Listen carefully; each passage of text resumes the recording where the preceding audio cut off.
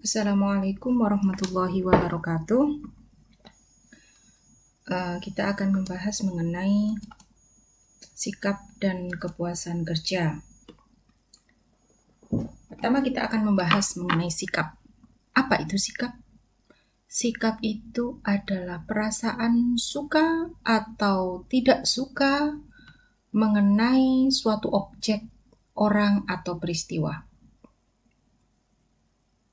Jadi perasaan kita suka atau tidak suka terhadap suatu objek. Saya tidak suka dengan atasan saya. Saya suka dengan atasan saya. Saya suka dengan rekan kerja saya. Saya tidak suka dengan rekan kerja saya. Nah, terus apa bagian-bagian atau komponen utama dari sikap? Itu yang pertama adalah komponen kognitif, afektif, dan tindakan atau perilaku. Komponen kognitif atau kesadaran atau evaluasi. Jadi, misalkan atasan saya memberikan promosi pada rekan kerja yang kurang pantas mendapatkannya dibanding saya, maka sesuai evaluasi dengan kondisi yang saya alami, saya menyatakan atasan saya tidak adil. Nah, komponen perasaan saya merasakan saya tidak menyukai atasan saya.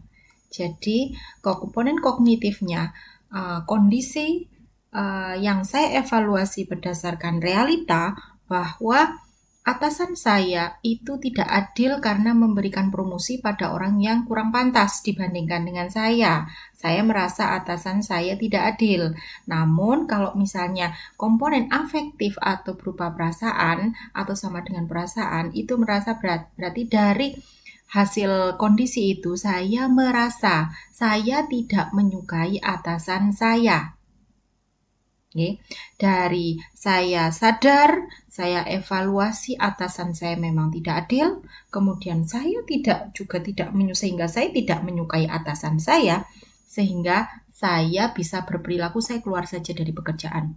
Saya mencari pekerjaan lain, atau saya lebih suka curhat pada teman saya yang saya percaya, misalkan. Nah, hal inilah yang merupakan sikap negatif terhadap atasan. Jadi komponen utama sikap itu adalah mengevaluasi dulu, kemudian perasaan dia yang ada, kemudian bisa melakukan tindakan. Apakah selalu berurutan? Tidak.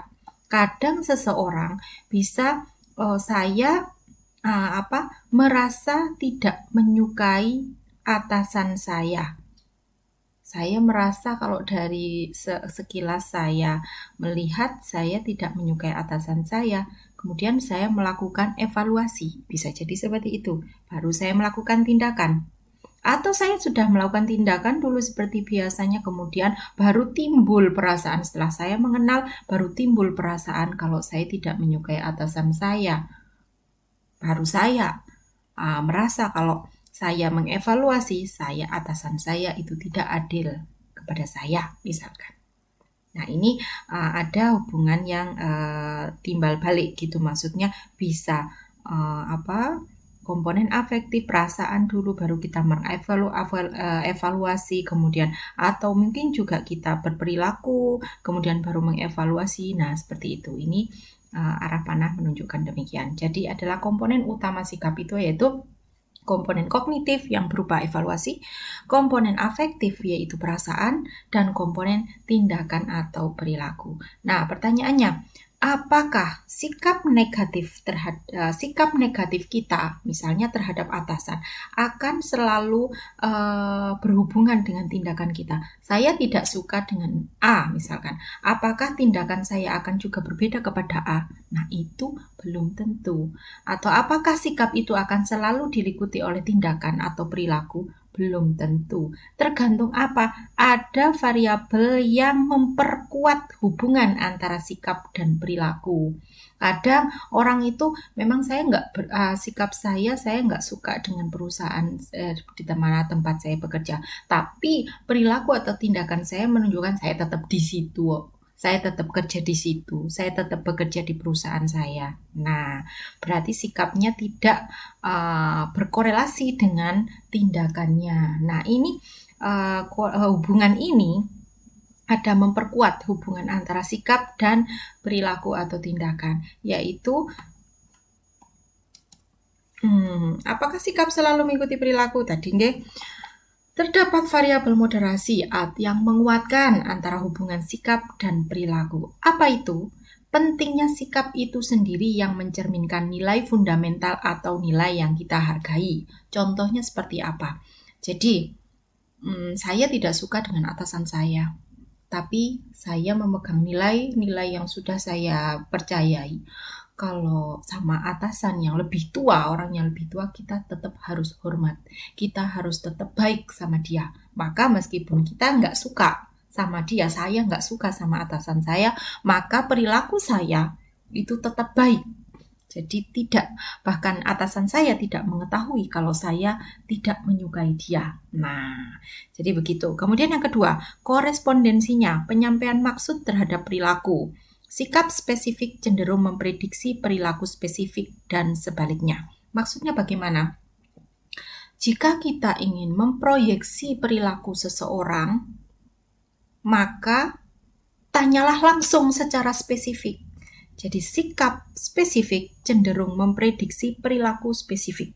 Contoh misalnya, kalau misalnya Anda ingin tahu tentang karyawan Anda ini kira-kira mau keluar apa enggak sih, kerasan enggak sih di perusahaan tempat Anda bekerja gitu, Anda bisa bertanya langsung, sampai sejauh mana Anda bisa tetap berada di perusahaan saya selama 6 bulan ke depan, misalkan. Jadi langsung. Maka ketika dia bilang 90% saya akan tetap di sini sampai 6 bulan ke depan. Nah, berarti sikapnya cenderung itu lebih mengarah pada dia tidak akan keluar sampai 6 bulan ke depan. 90% tidak akan keluar. Nah, dan sebaliknya, jika sikap spesifik, jika kita memberikan pertanyaan yang tidak spesifik, maka perilaku yang terdeteksi atau tergambar, terprediksi itu memprediksi perilakunya juga tidak spesifik juga. Contoh, kalau tadi saya kan langsung bertanya, sampai sejauh mana sih sampean itu bisa berada di perusahaan ini selama 6 bulan ke depan? Dia akan bilang 90%, kita kasih jawaban, misalnya kita kasih pilihan ganda misalnya 40, 60, 90 dan 90 misalkan. Maka dia mengatakan misalnya 90, maka memang benar-benar prediksi perilaku dia, maka kemungkinan dia tidak akan keluar dari perusahaan selama 6 bulan ke depan. Berbeda dengan ketika kita bertanya, apakah Anda puas dengan bekerja di sini? Mungkin dia akan bilang puas, tetapi belum tentu dia tidak akan keluar dari perusahaan selama 2 bulan ke depan atau 6 bulan ke depan. Belum tentu. Nah, karena apa? Nggak spesifik, pertanyaan kita nggak spesifik langsung. Makanya kalau untuk mendeteksi atau memproyeksikan perilaku seseorang pada karyawan kita misalkan, maka bertanyalah yang spesifik mengenai sikapnya. Maka dikatakan sikap spesifik cenderung memprediksi perilaku spesifik. Kalau kita memberikan pertanyaan spesifik, maka akan bisa memprediksi secara spesifik pula. Berbeda juga sebaliknya, jika kita memberikan pertanyaan itu tidak spesifik, maka dapat yang prediksi perilakunya juga tidak akan spesifik. Maka kita tidak bisa seperti tadi contohnya, apakah Anda puas dengan bekerja di sini? Padahal Anda ini memprediksi kemungkinan dia stay di sini, di perusahaan ini sampai 6 bulan ke depan berapa lama. Tapi pertanyaan yang saya lontarkan adalah, apakah Anda puas dengan bekerja di sini? Maka ketika dia bilang, saya puas bekerja di sini. Nah, apakah ada jaminan perilakunya bahwa dia akan stay di sini? Belum tentu. Puas itu puas apanya? Puas gajinya? Belum tentu dengan suka dengan atasan. Orang juga bisa keluar dari perusahaan karena nggak suka dengan atasan. Orang bisa keluar dari pekerjaan karena nggak suka dengan kebijakan perusahaan misalkan. Nah, jadi kan terlalu luas, nggak spesifik. Makanya kalau kita ingin memprediksi perilaku, maka berilah pertanyaan mengenai sikap seseorang yang spesifik pula, biar prediksi perilakunya juga spesifik. Oke, itu yang kedua. Pengalaman langsung dengan sikap itu. Maksudnya, jadi seseorang yang memiliki pengalaman tentang, misalkan, saya kasih contoh di luar perusahaan, misalkan, saya suka dengan makan seafood, tapi saya tidak suka makan sop ikan, misalkan. Karena bagi saya, sop ikan itu amis. Nah, karena saya memiliki pengalaman langsung bahwa saya terus makan sop ikan itu amis dan saya nggak suka, maka hal ini akan cenderung mempengaruhi perilaku saya ketika saya makan di tempat makan yang lain. Saya cenderung untuk tidak membeli sop ikan seperti itu karena saya punya pengalaman tentang hal itu, nggak enak begitu. Nah, begitu juga dengan di perusahaan misalkan. Biasanya dengan atasan yang semacam ini misalkan. Orang kan bisa melihat ya, biasanya orang yang atasan yang semacam ini saya nggak suka, nggak terlalu cocok dengan itu. Atau misalnya saya nggak terlalu suka dengan orang teman kerja yang bertipikal seperti ini. Karena saya sudah memiliki pengalaman yang jelek dengan orang yang bertipikal seperti ini. Maka kecenderungan dia berperilakunya adalah menghindari orang-orang yang bertipikal yang pernah dia alami, begitu pengalaman sebelumnya. Nah, itu bisa memprediksi perilakunya. Nah, begitu. Kemudian yang keempat, derajat kemudahan untuk diingat. Semakin Anda sering mengatakan sikap Anda terhadap suatu objek, semakin mungkin Anda mengingatnya, dan semakin mungkin ia membentuk perilaku Anda. Maksudnya, tadi, sebagai contoh yang ketiga tadi, saya tidak suka sop ikan. Kemudian saya beli di tempat lain sop ikan, nggak enak juga. Saya beli di tempat lain juga, nggak enak juga. Pengalaman yang terus berulang, maka akan semakin diingat oleh kita. Maka saya akan bisa backlist, saya tidak mau makan sop ikan, titik. Nah, perilakunya maka akan menghindari sop ikan. Kalau tadi pengalaman hanya 1, 2 mungkin, saya coba-cobalah lagi. Nah, seperti itu. Begitu juga implementasinya mengenai sikap di tempat kerja, begitu, okay?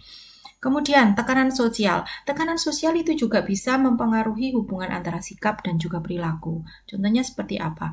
Misalnya, saya tidak suka dengan atasan saya, tapi tekanan sosial mengharuskan saya untuk tetap bersikap baik.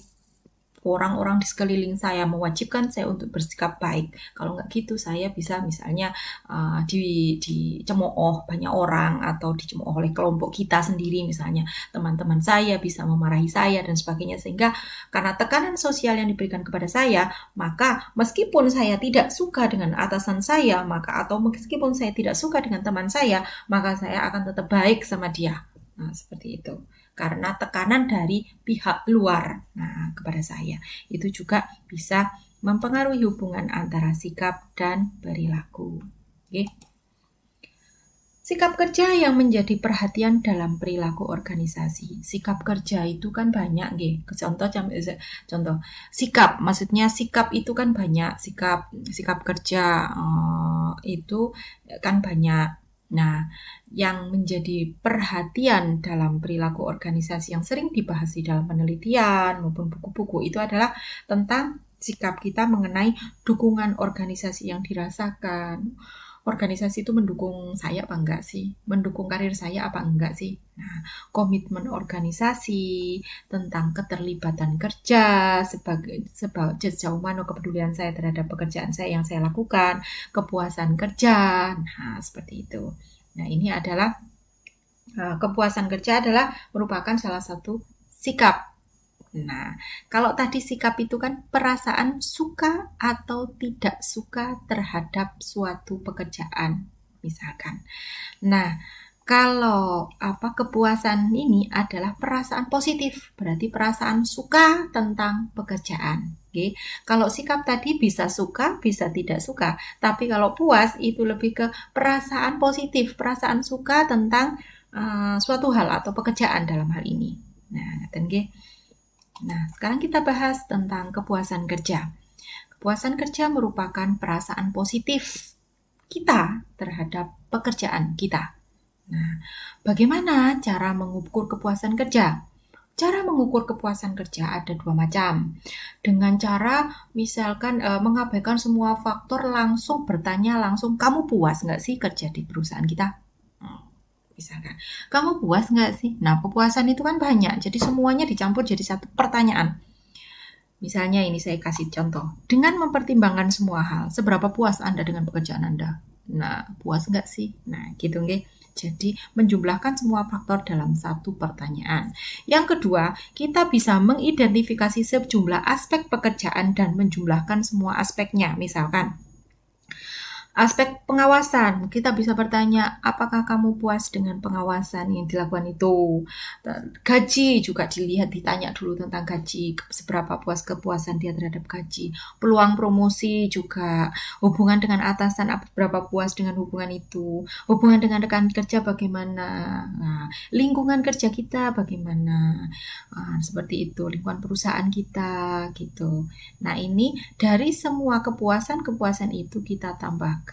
Nah, yang mana yang bagus? Ada yang menyatakan kalau menjumlahkan semua aspek dengan mengidentifikasikan satu-satu itu lebih baik, namun bukan tanpa perdebatan, karena ini juga tidak salah juga gitu. Jadi kalau misalnya Anda ingin menggunakan penelitian bisa menggunakan keduanya. Nah, begitu, okay?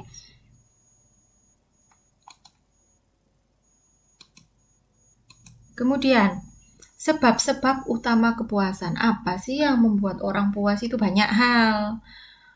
Gaji yang banyak, orang bisa puas.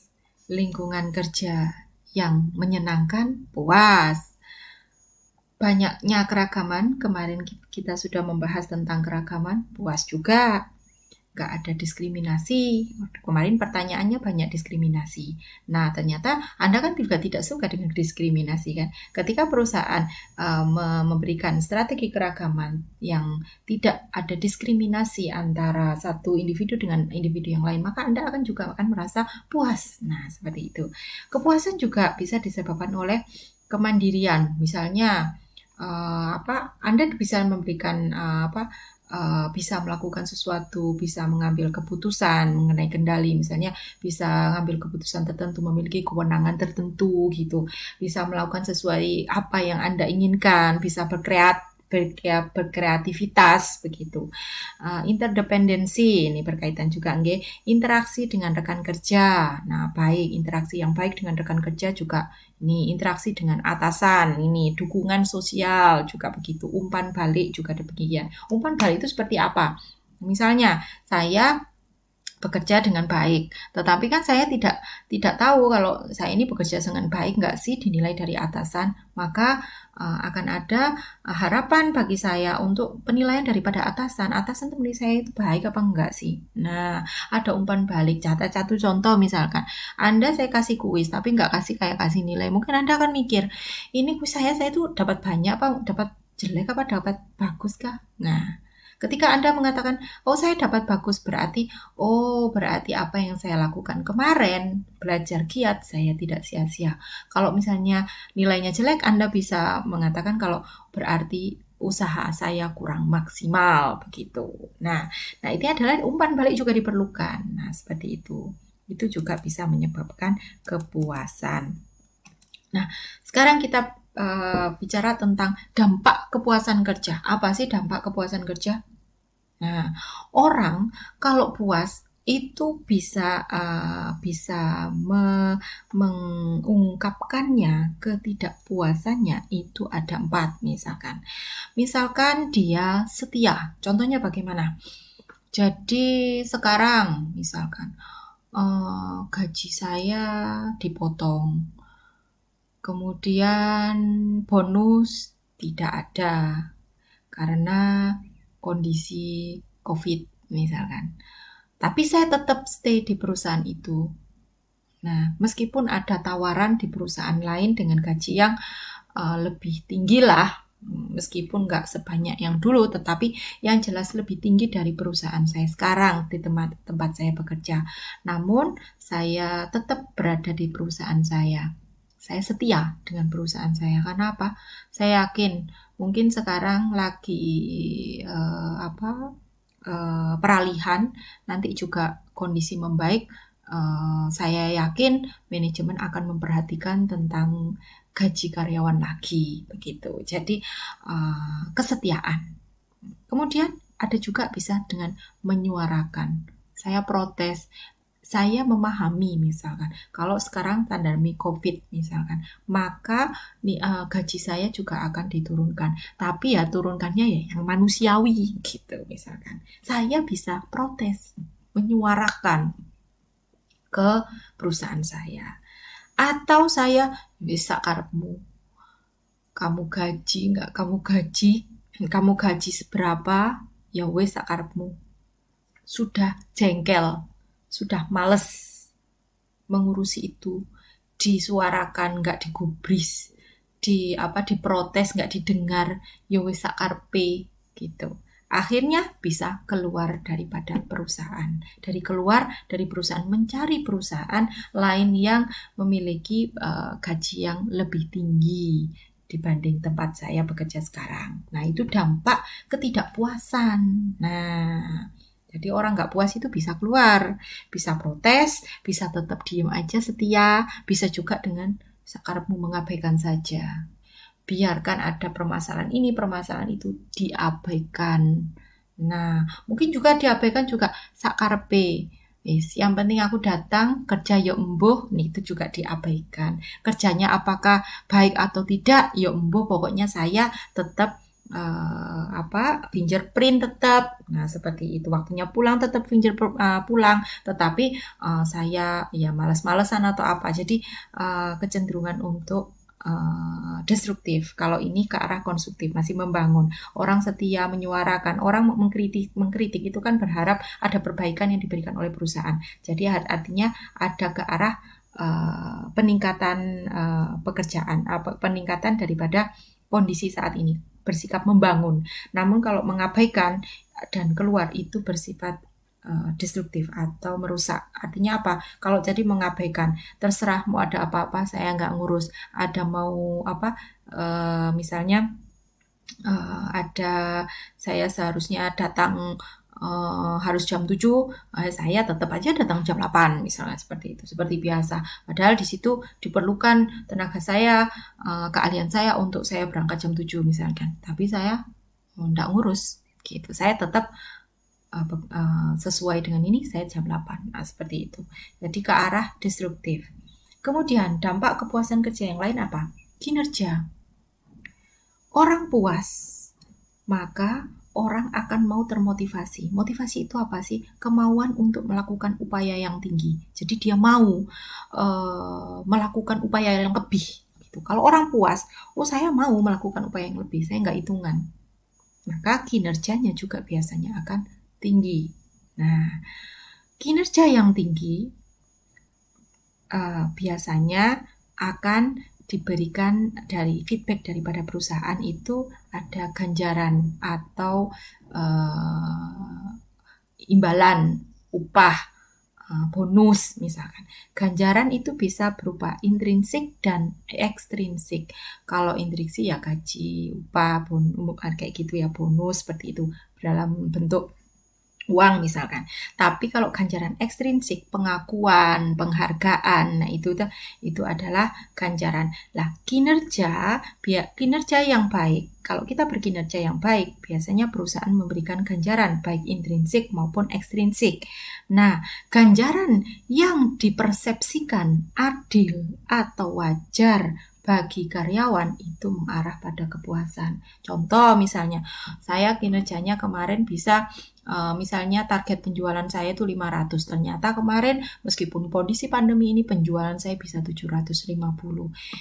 Ternyata saya hanya diberikan ucapan selamat saja misalkan.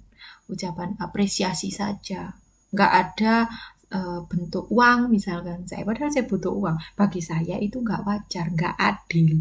Maka meskipun dapat memberikan kinerja itu tidak berdampak pada kepuasan, kalau ganjaran yang dipersepsikan itu tidak adil. Nah, seperti itu. Karena orang akan cenderung untuk membandingkan keringat yang kita teteskan dengan upah atau hasil yang kita dapatkan dibandingkan dengan orang lain, keringat orang lain yang diteteskannya dengan upahnya yang didapatkannya pada kondisi yang sama. Tuh. Contohnya wis biar nggak ruwet. Misalkan saya sebagai accounting di sini di perusahaan saya ini, di perusahaan A, saya digaji 1,5 juta misalkan. Datang jam segini, pulang jam segini sama, perusahaannya sama, ininya sama, berkoordinasi pada di bidang yang sama, pulang jam berapa, jam kerjanya juga sama, tugasnya juga sama dengan teman saya di perusahaan B. Saya digaji 1,5 juta, dia digaji 2,5 juta. Maka saya merasa tidak adil pekerjaan yang saya lakukan ini diganjar sedikit. Nah, maka kinerja di sini tidak akan mengarah kepada kepuasan. Karena ganjarannya itu tidak adil. Kinerja tidak diganjar dengan adil, maka tidak mengarah pada kepuasan. Artinya ketika kita memberikan kompensasi yang baik, yang betul, yang adil, dan yang wajar, yang dianggap wajar oleh perusahaan karyawan, maka akan berdampak kepada kepuasan kerja. Oke. Nah, kemudian dampak kepuasan kerja juga pada absensi atau ketidakhadiran. Nah, namun untuk ketidakhadiran itu sebenarnya kurang mencerminkan ketidakpuasan. Kok bisa? Karena orang tidak hadir itu ada 2 faktor. Bisa jadi memang dia nggak mau hadir, males hadir, atau motivasi hadir nggak ada. Nah, kalau motivasi hadir nggak ada, bisa jadi dia tidak puas dong.